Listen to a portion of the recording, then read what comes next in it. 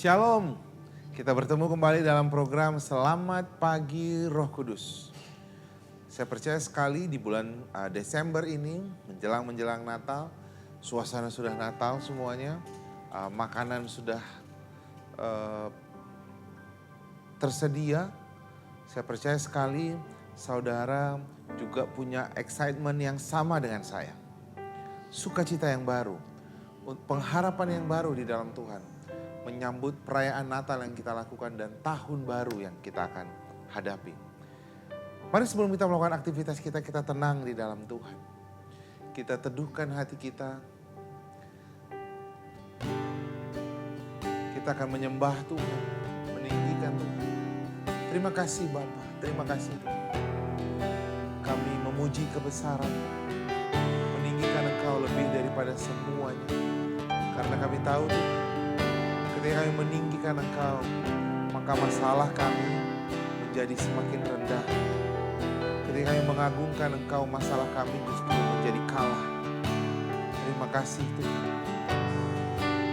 Mari kita menyanyikan satu lagu, judulnya Hidup Karena Percaya. Sama-sama kita naikkan pujian ini, bersekutu dengan mencurahkan hati kita. Bersekutu denganmu, mencurahkan hatiku. Kau peduli, keluh kesahku. Kau membuka tangan, Kau membuka tanganmu, mendekap sepenuh hatimu, menangkan deruku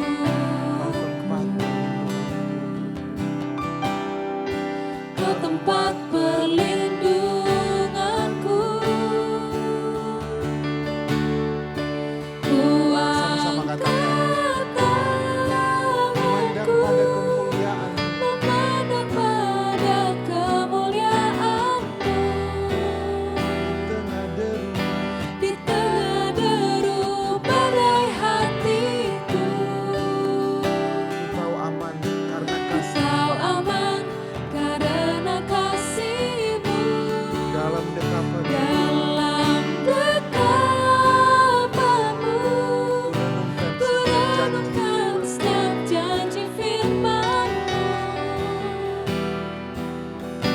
Hatiku tenang bukan karena melihat, tapi percaya setiap Mari kembali kata-Mu. kita naikkan pujian ini.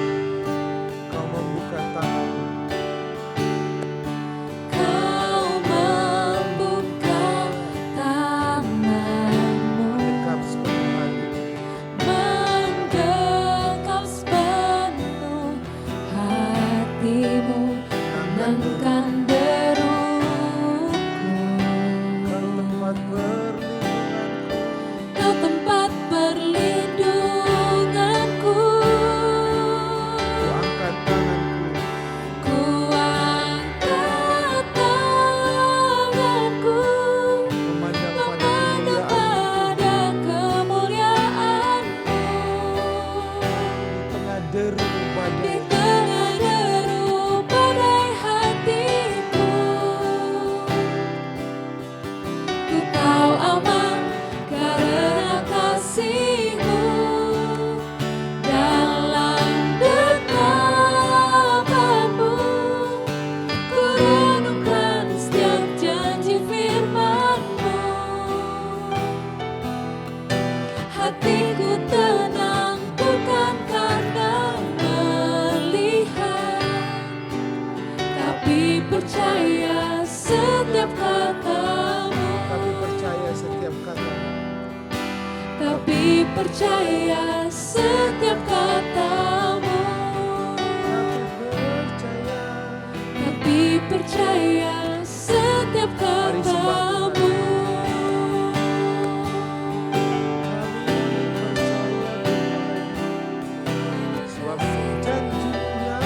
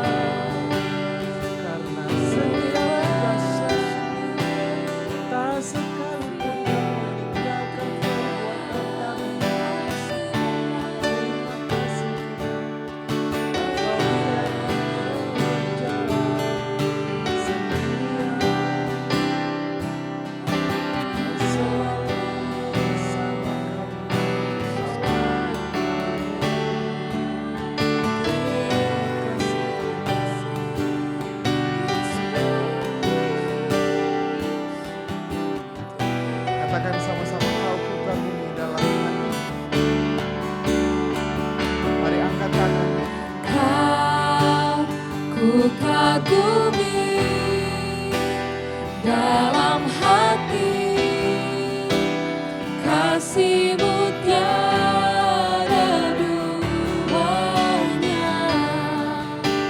Sampai kini ku akui,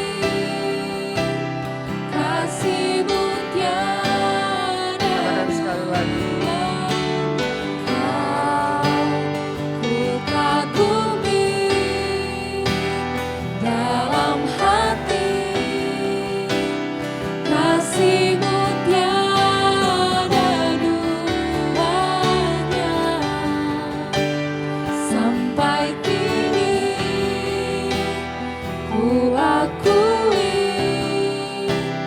kasih-Mu tiada duanya.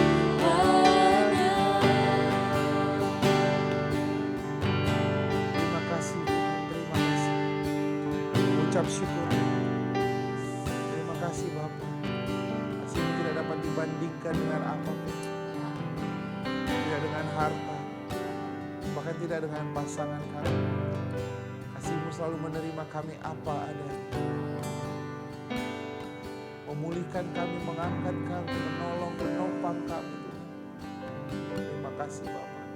Kami mau mempercayai Engkau dengan segenap hati kami Tuhan. Terima kasih Tuhan. Kami mengucap syukur Tuhan. Kami akan belajar kebenaran firman Tuhan. Biar kebenaran firman Tuhan ini memerdekakan kami. Haleluya, haleluya, amin. Shalom saudara, kita akan tenang sebentar, teduh sebentar untuk mendengarkan kebenaran firman Tuhan. Masih berbicara tentang Natal, yang bagi sebagian orang ini menjadi perayaan terbesar. Tapi jika saudara mengikuti saat teduh kita, hari Selasa kemarin saya mengatakan bahwa Yesus tidak datang ke dunia ini hanya untuk lahir ke dunia. Dia datang untuk menebus saudara. Dan bagaimana caranya dia menebus kita? Yaitu dengan mati di kayu salib. Tapi ada hal juga yang mau saya ingatkan kepada saudara, bahwa Yesus benar-benar lahir tanggal 25 Desember. Bukan seperti kata sebagian orang atau hamba-hamba Tuhan yang lain yang berkata, Yesus tidak lahir tanggal 25 Desember. Karena tidak mungkin pada saat itu musim dingin, gembala tidak mungkin menggembalakan kambing dombanya. Dan sebagainya. Natal berasal dari agama pagan yang menyembah kepada dewa matahari. Sama sekali tidak benar. Kalau saudara baru mendengarkan hari ini, saudara bisa mendengarkan khotbah saya hari Selasa. Yang dituliskan oleh bapak-bapak gereja kita. Yang sudah dituliskan dari abad pertama tahun 100 sebelum Masehi. Yang berkata bahwa kita harus merayakan perayaan Natal tentang kelahiran Yesus tanggal 25 Desember. Dan Alkitab saudara juga menuliskan ketika Maria lahir, dicatatkan bahwa Maria melahirkan yaitu 9 bulan setelah pertemuannya dengan Elisabet di bulan 3. Jadi benar-benar lahir di bulan 12. Hari ini saya mau meneguhkan saudara tentang kata Immanuel. Mari saudara, firman Tuhan, ketika Tuhan datang kepada Yusuf, firman Tuhan berkata, malaikat berbicara kepada Yusuf, ia akan melahirkan anak laki-laki dan engkau akan menamai dia Yesus, karena dialah yang menyelamatkan umatnya dari dosa mereka. Itu adalah ucapan yang diucapkan malaikat Tuhan Gabriel kepada Tuhan Yesus. Bahwa anakmu akan lahir dan dia akan menjadi penyelamat umatnya dari dosa mereka. Saudara, bagi sebagian orang ini adalah kabar baik. Tapi tahukah kamu, bagi Yusuf tahu satu-satunya cara untuk menyelamatkan. Firman Tuhan katakan dalam kitab Ibrani 9 ayat 22, tanpa penumpahan darah tidak ada pengampunan. Bagi Yusuf, dia tahu untuk menebus, menyelamatkan umat yang berdosa, cuma satu caranya, darah harus dicurahkan. Di dalam perjanjian lama, lambangnya adalah kambing atau domba. Domba disembelih, darahnya dicurahkan. Yusuf ketika mendengar bahwa anak yang akan lahir ini akan menjadi penyelamat manusia dari dosanya, Apa yang harus dia lakukan? Anak ini harus dicurahkan darahnya. Darahnya harus tertumpah. Saudaraku, firman Tuhan katakan dalam Yesaya 59 ayat 2. Bahwa yang membuat Tuhan tidak bisa, yang membuat kita terpisah dari Tuhan adalah kejahatan kita. Yang membuat Tuhan tidak bisa mendengar kita karena dosa kita. Itulah yang menjadi pemisah antara manusia dengan Tuhan. Itulah yang membuat kita tidak bisa datang dan doa-doa kita tidak bisa didengarkan. Dosa menjadi penghalangnya. Itu sebabnya ketika malaikat datang dan berkata, kabar baik, aku membawa kabar baik. Kenapa disebut membawa kabar baik? Yang tadinya mereka berpikir malaikat datang, biasanya malaikat datang untuk menghukum. Tapi kali ini akan datang sebagai pembawa kabar baik. Dan bagi Yusuf, kabar baik itu adalah anaknya harus dikorbankan. Dia tahu satu-satunya cara untuk menyelamatkan manusia dari dosanya. Seperti yang dikatakan malaikat itu. Anaknya harus mati. Saudaraku, dalam setiap kelahiran Yesus selalu diberitakan tentang kematiannya. Karena kelahiran Yesus dan kematiannya itu menjadi satu paket. Setiap kali saudara menyadari, merayakan tentang kelahiran Yesus, saudara harus berpikir sama seperti Yusuf. Bahwa anak ini harus mati. Kenapa dia harus mati? Karena tanpa penumpahan darah tidak ada pengampunan dosa. Kenapa dosa itu harus ditebus? Karena dosa itu menjadi pemisah antara kita dengan Bapa. Yang membuat saudara tidak sembuh sakitnya adalah dosa. Yang membuat saudara hidup dalam kemiskinan, kemelaratan adalah dosa. Kutuk hukum Taurat, Ulangan 28. Yang membuat saudara bisnismu ditimpa kesialan, pernikahanmu hancur adalah kutuk dari dosa, Ulangan 28. Makanya Yesus datang ke dunia ini. Membiarkan dirinya mati di kayu salib menanggung semua dosa. Supaya apa saudara? Supaya menjadi pendamaian bagi saudara dan saya. Dengan cara mengorbankan dirinya. Lihat saudara, bagi kita ini adalah kabar baik. Tapi bagi Yusuf, ini adalah kabar yang menyedihkan. Anaknya harus dikorbankan. Ketika kita merayakan ini, 2000 tahun yang lalu, ada seorang yang menangis tentang kelahiran anaknya, yaitu Yusuf. Kesedihan Yusuf itu adalah kesukaan bagi kita. Karena apa? Karena Yesus mati untuk menyelamatkan saudara, membebaskan kita dari hukuman dosa. Sadarilah kebenaran ini. Saudaraku, saat ini dunia banyak sekali menipu. Kenapa? Bagi agama lain mereka menipu dengan berkata Yesus tidak mati di kayu salib. Karena tanpa kematian Kristus sia-sialah iman kita. Kalau saudara cuma merayakan kelahiran Yesus tanpa merayakan kematiannya, sia-sialah iman Kristen kita. Karena Yesus datang ke dunia ini, satu-satunya cara untuk menebus saudara dan saya, dia harus mati. Itu sebabnya bagi agama lain, mereka bilang begini, nggak mungkin Yesus mati. Masa orang baik mati mengerikan gitu. Dia digantikan dengan muridnya. No. Yesus harus mati. Karena hukum Taurat itu berkata, mata harus ganti mata, gigi harus ganti gigi, tangan harus ganti tangan, nyawa harus ganti nyawa. Kalau mulut saudara, lidah saudara yang jahat sama orang, maka harusnya gigi saudara yang dirontokkan. Tapi Yesus membiarkan mulutnya dipukul, rahangnya hampir copot. Harusnya tangan kita yang berdosa sama orang, tangan kita yang berbuat jahat sama orang, tapi tangan Tuhan Yesus, dia mengizinkannya untuk dipaku. Pikiran kita yang berdosa. Firman Tuhan katakan dalam hukum Taurat, barang siapa yang mengingini barang orang lain, barang siapa yang mengingini perempuan lain, dia sudah berzina. Barang siapa yang membenci saudaranya, dia sudah membunuh. Apa yang dilakukan saudara untuk menebus pikiran kita ini? Yesus dimahkotai, mahkota duri. Lihat makna dari semua kelahirannya. Supaya dia mati, mata ganti mata, Gigi ganti gigi, nyawa ganti nyawa. Kenapa saudara? Karena kita ini semuanya pembunuh. Firman Tuhan katakan barang siapa yang membenci saudara seiman, saudaranya sendiri dia sudah membunuh. Kita semuanya membunuh bukan karena mengambil nyawa orang, tapi karena kita membenci saudara-saudara kita. Dan firman Tuhan katakan dalam hukum Taurat, apa nyawa ganti nyawa. Itu sebabnya Yesus harus naik ke kayu salib. Menggantikan saudara dan saya. Supaya apa? Yesaya 53 ayat 5. Dia tertikam karena pemberontakan kita. Dia dihukum karena kejahatan kita.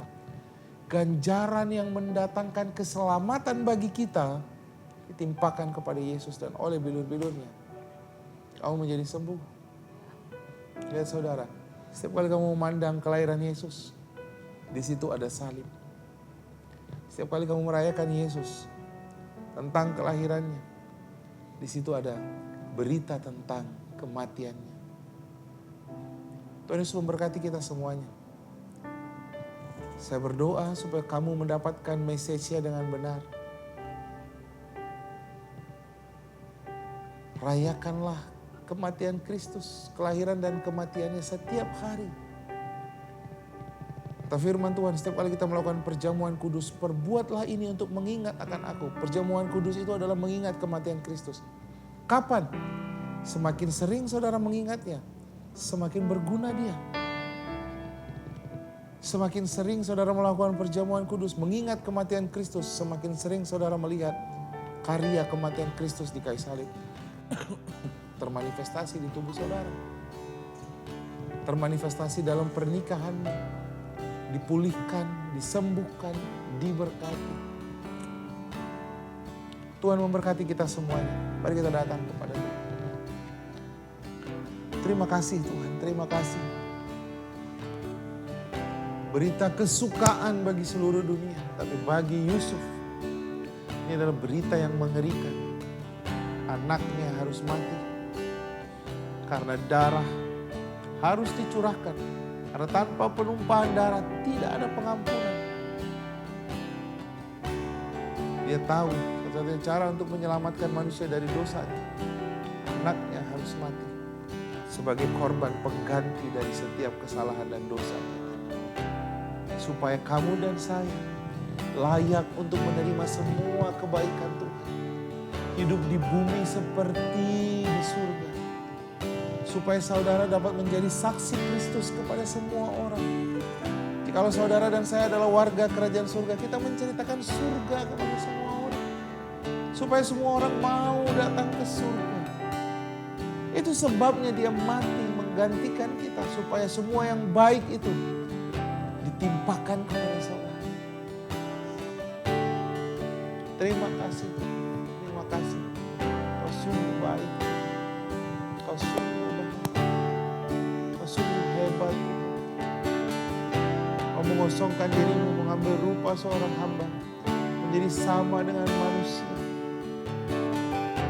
yang bisa merasakan sakit, bisa merasakan derita, yang bisa merasakan kesedihan. Terima kasih Tuhan Yesus. Kami mau mengingat karyamu yang hebat itu, yang penuh dengan kuasa. Terima kasih Tuhan. Kami mengucap syukur Tuhan. Kami mengucap syukur. Terima kasih Bapak. Mari kita meninggikan Tuhan.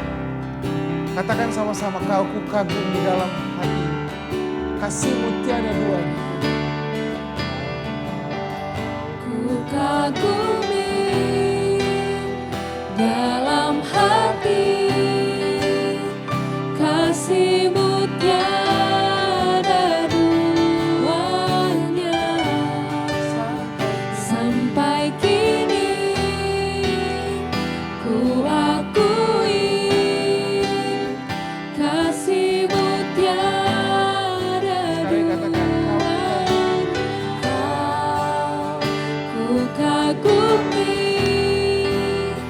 dalam hati, kasih-Mu tiada duanya. Sampai kini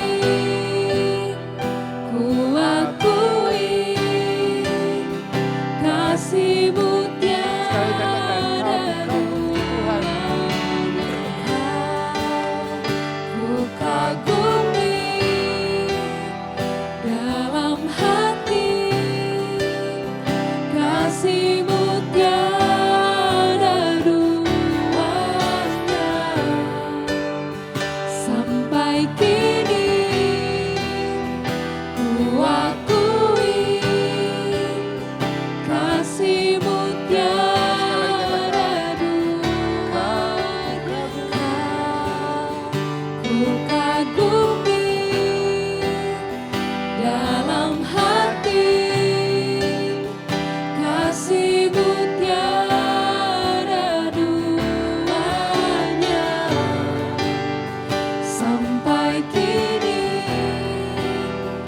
ku akui kasih-Mu tiada Kasih-Mu duanya. tiada duanya. Kasih-Mu tiada duanya. Kasih-Mu tiada duanya. Terima kasih Tuhan. Sambut hari ini. Kami berjalan Tuhan. Dalam terang firman Tuhan. Kematian-Mu adalah kehidupan kami.